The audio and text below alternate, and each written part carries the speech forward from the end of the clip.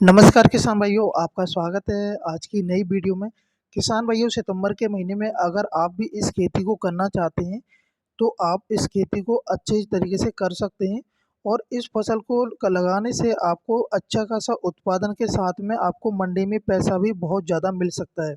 किसान भाइयों, मैं फसल की बात कर रहा हूँ। पालक की खेती को सितंबर के महीने में आप कैसे लगा सकते हैं और कितनी लागत आ सकती है, और मैं आपको इस वीडियो के माध्यम से कम पैसों में आपको पूरी जानकारी देने वाला हूँ। इस वीडियो में आपको ए टू जेड जानकारी मिलेगी।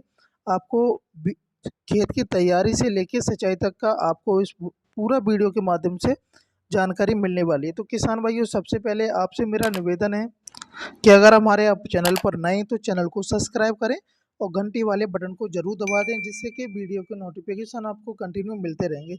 अगर किसान भाइयों आपका कोई कमेंट होता है तो मुझे कमेंट करके आप कोई भी जानकारी पूछ सकते हैं। और वीडियो स्टार्ट करते हैं किसान भाइयों। मैं हूं आपका दोस्त विजय। तो सबसे पहले किसान भाइयों, खेत की तैयारी हमें कैसे करनी चाहिए और कैसे करने से हमारी जो खेती है वो अच्छी खासी हो सकती है। तो सबसे पहले किसान भाइयों, मैं बता दूं आपको कि अपने खेत को अच्छी तरह से जुताई करा लें।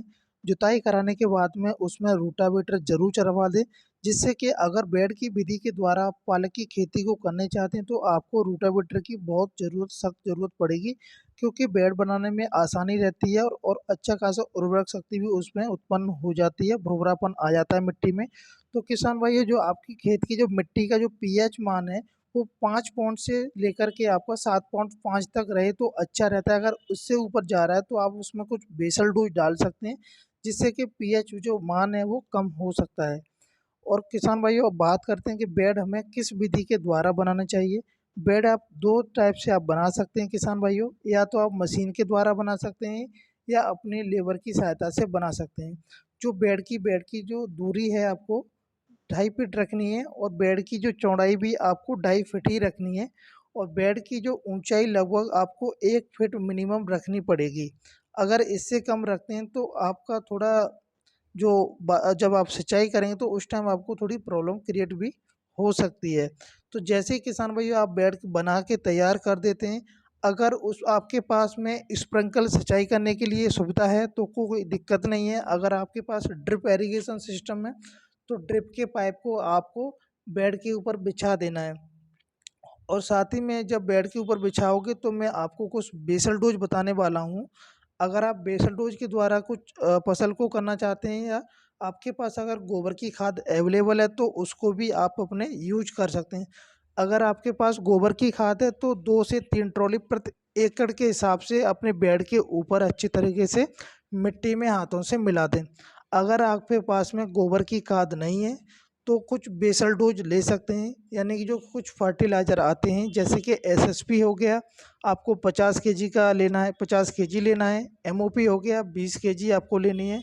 डीएपी 50 केजी लेना है। एक रिजेंट का दानेदार आता है वो आपको 5 केजी ले लेना है। लेने के बाद में आपको बेड पे अच्छी तरह अपने हाथ से बिखेर देना है। उसके बाद में मिट्टी में हाथों से अच्छी तरह मिक्स कर दें।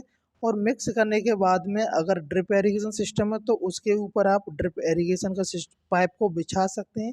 बिछाने के बाद में आप हाथों की छिड़काव करके भी आप बो सकते हैं, लाइन से लाइन भी आप बो सकते हैं। पौधे जो पालक का सीड है उसको बो सकते हैं।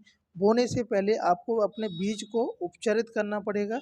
जो CM 75% की एक फंगीसाइड आती है उससे आप अपने सीड को उपचारित कर लें, जिससे कि उसमें कोई भी फंगीसाइड इंसेक्टिसाइड किलर नहीं आएंगे, तो आपकी फसल अच्छी खासी हो सकती है। बीज की जो सीड की आवश्यकता पड़ेगी 1 एकड़ में, तो आपको 10 से 12 केजी आपको सीड ले लेना है। और कुछ मैं आपको उन्नत किस्में भी बता दे रहा हूँ, उनको भी आप सिलेक्ट कर सकते हैं। जैसे कि नामधारी NS 1479 आती है उसको ले सकते हैं। श्री राम कंपनी की ग्रीन बॉर्डर आती है उसको ले सकते हैं। इंडेम की कोलकाता आती है उसको ले सकते हैं। और सरपैन ले सकते हैं। उसी के साथ में सीमेंस की आती है पुणे ग्रीन, उसको भी ले सकते हैं। लेकिन किसान भाइयों, आपको मेरे सजेशन है, सलाह देता हूँ मैं आपको कि आप अपनी एरिया के अकॉर्डिंग भी आप बीज को सिलेक्ट कर सकते हैं। जो आपकी एरिया में उस वैरायटी ने अगर आपकी अच्छा खासा उत्पादन दिया है तो आप उसे चूज़ कर सकते हैं। तो किसान भाइयों, वहीं बात करते हैं, आपको जो प्लांट की जो डिस्टेंस है, उनकी दूरी होनी चाहिए। पौधे से पौधे की दूरी 2 सेंटीमीटर होनी चाहिए। और लाइन टू लाइन अगर आप बो रहे हैं तो उसकी 4 सेंटीमीटर होनी चाहिए।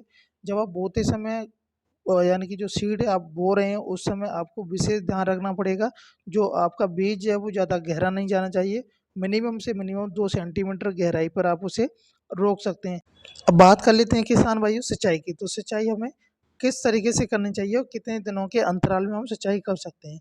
तो हम सिंचाई 3 तरीके से कर सकते हैं। एक तो आप स्प्रिंकल विधि से कर सकते हैं, एक ड्रिप इरिगेशन विधि से कर सकते हैं और आप जो नॉर्मल विधि से भी आप कर सकते हैं। तो जब आप स्प्रिंकल विधि से आप सिंचाई करते हैं तो 7 से 8 दिन के अंतराल में आपको सिंचाई करनी होगी। और अब वहीं बात करते हैं ड्रिप इरिगेशन सिस्टम की।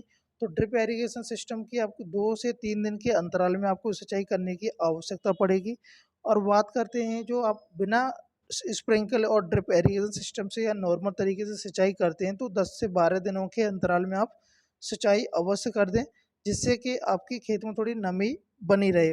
वहीं बात करते हैं अगर आपकी खेत में पालक की खेती में अगर खरपतवार आ जाता है तो उसमें आपको कोई खरपतवार नष्ट करने की दवाई का छिड़काव बिल्कुल नहीं करें। उसे जब आपके पौधे की जो हाइट है वो कम होगी, जैसे कि उपज आया है तो उसके 8 दिन बाद उसे हाथों से खरपतवार को निकाल सकते हैं। वो सबसे बेस्ट आइडिया होता है, आपका पैसा भी बचेगा। तो किसान भाइयों, आई होप यू कि आपको वीडियो अच्छी लगी हो तो वीडियो को लाइक कर दें और शेयर कर दें। जय हिंद, जय भारत।